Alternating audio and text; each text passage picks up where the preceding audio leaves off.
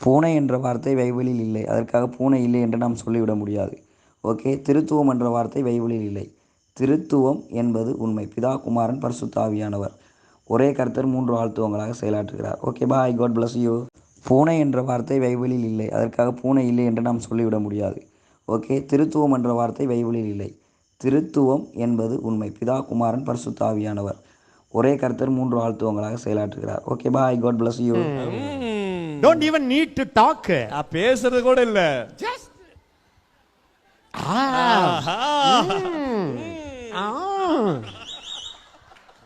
shut the door. கதவை சாத்து.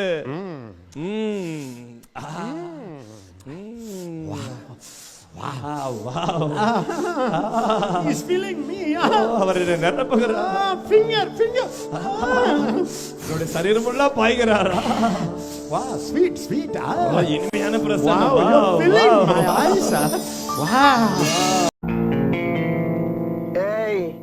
என்னை வச்சு ஒன்னும் காமெடி பண்ணலையே. நீங்கள் விரும்புகிற முடிவை இயேசு உங்களுக்கு கொடுக்க போகிறார். அதான் இதை எப்படி பெரிய தாக்கத்தை செலுத்துது. அதான் அவரே சொல்லியிருக்காருல்ல, நான் கர்த்தர், நான் மாறாதவர் என்று. அவர் எப்படி இயேசுவாக மாற முடியும்? இதான் வசனம். எப்படி தாக்கம் செலுத்துதா? இதுதான் ஏன் உண்மை. என்னை வச்சு ஒன்னும் காமெடி பண்ணலையே.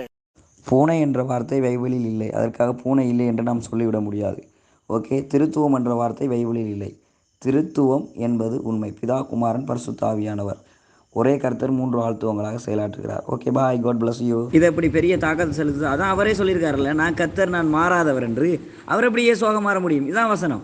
எப்படி தாக்கம் செலுத்துதா? இதுதான் ஏன் உண்மை.